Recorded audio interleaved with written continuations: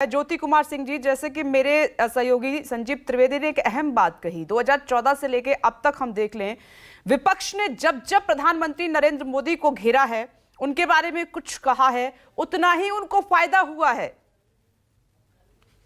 देखिए, आज इस बात को तो आप जरूर मानेंगे कि राहुल गांधी जो पिछले कुछ सालों से जो बार बार ये बोल रहे हैं,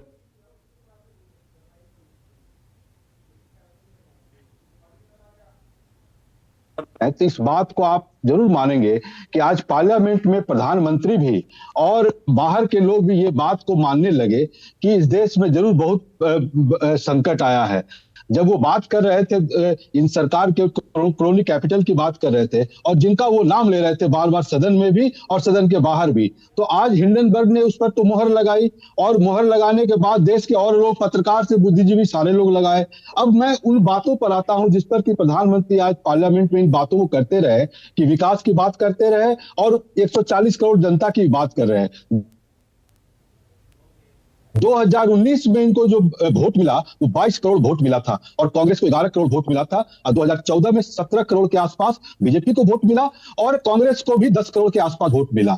आप ये 140 करोड़ की तो बात कर रहे हैं, लेकिन राहुल गांधी 140 करोड़ की बात अपने पदयात्रा में जिन लोगों की आवाज सुनी, आवाज का प्रयास किया, जो उन बातों को रखने का प्रयास किया, उस पर मोदी जी ने एक शब्द नहीं उठाया। अब वो बात कर रहे थे बेरोजगारी की, महंगाई की और विकास की। मैं आपको बता दूं, इस 45 मिनट के अपने भाषण में उन्होंने भूखमरी का जो सूचकांक है वो 107 है। ये भारतीय जनता पार्टी के प्रवक्ता को याद होना चाहिए, हमारा दिया हुआ बात नहीं है। मानव विकास का पोजीशन जो है 132वां स्थान है सूचकांक में और वैश्विक और आपका विश्व प्रेस की। ज्योति कुमार सिंह जी, मैं प्रधानमंत्री नरेंद्र मोदी की 2 लाइनें हैं वो कोट करना चाहती हूं।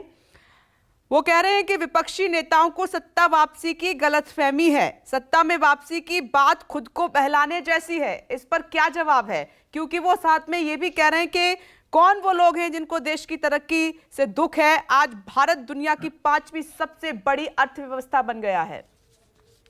हाँ, दुख है 42% जो युवा है जिनको बेरोजगार है उनको दुख है। दुख उनको है जिनको ये जो महंगाई से त्रस्त है और महंगाई 6.5 है। तो दुख जो शहरी इलाके में जो 10% अनएम्प्लॉयमेंट का जो रेट है उनको दुख है। दुख उनको है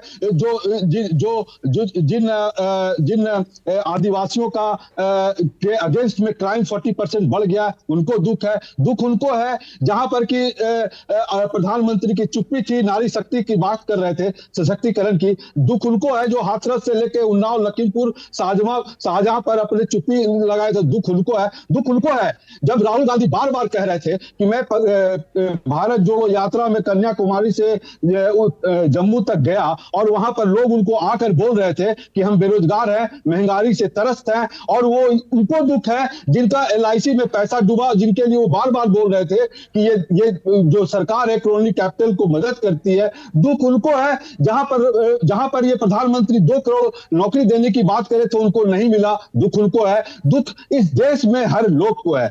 आप इस बात को देखें, आप इस बात को तो अब मान लेंगे कि राहुल गांधी जिन मुद्दों को उन्होंने उठाया, चाहे वो कोरोना काल की बात हो, चाहे महंगाई की बात हो, चाहे क्रोनी कैपिटल की बात हो, वो सारे बात अब सत्य हो रहे हैं और प्रधानमंत्री उस पर एक जवाब नहीं दे रहे हैं। प्रधानमंत्री जिन बातों पर विपक्ष पर ताना मारा या उन पर आरोप लगाया, आप देखें उस पर कोर्ट भी बोल चुकी है कि ये तो एक माहौल बनाया गया था सरकार के अगेंस्ट में 2004 से 14 के बीच में, जिसमें कि उस समय के सरकार को घाटा हुआ। और आज का जो राहुल गांधी जो आरोप लगा रहे हैं वो 5 गुना ज्यादा है, 5 गुना ज्यादा घोटाले का आरोप है। और उस समय जो आरोप लगाए थे उस पर तो कोई, आपने आज तक ना किसी को जेल भेजा, ना आज उस पर कोई आगे उस पर कोई कार्रवाई हुई। तो आप देखें वैसे ज्योति कुमार सिंह जी, मैं एक बात बताऊं, मेरे सहयोगी राजीव रंजन भी जुड़े, जो कि आप देख रहे हैं कि नॉर्थ ईस्ट के राज्यों में इलेक्शन है इसी महीने, और वहां पर इन मुद्दों से कोई लेना देना नहीं है। विपक्ष जिस मुद्दे को लेकर चल रहा है वो अपने उन्हीं मुद्दों की बात कर रहे हैं, जैसा कि आप शुरुआत में उठा रहे थे, महंगाई है, बेरोजगारी है, गरीबी है, शिक्षा है, इन सब पे वो बात करना चाहते हैं, लेकिन विपक्ष नहीं कर रहा है। मेरे पास लास्ट मिनट है और मैं संजीव त्रिवेदी को देना चाहूंगी। संजीव, PM ने 2 लाइनों में यह कह दिया कि विपक्ष कुछ भी कहता रहे, छीटाकशी मुझ पर करता रहे, लेकिन मेरे लिए देश की तरक्की और जो भारतवासी हैं वो इंपॉर्टेंट है, मैं उन्हीं की बात करूंगा। देखिए, हमारे कांग्रेस के साथी कह रहे हैं कि इतने मुद्दे हैं, लेकिन राहुल गांधी के भाषण में क्या वो मुद्दे सामने आए 30 थे? सेकंड संजीव। राहुल गांधी का अधिकांश भाषण जो था वो सारा का सारा भाषण तो मोदी जी पर बेस्ड था। और आप याद कीजिए 2007 का चुनाव, कहा जाता है मोदी जी के पूरे करियर में सबसे कमज़ोर तरीके से उसी वक्त वो नज़र आए थे, लेकिन मौत का सौदागर वाला बयान आया था और सीधे उनकी पर्सनालिटी पे जो अटैक हुआ था और उसके बाद कहा जाता है कि चीज़ें बदल गई थी।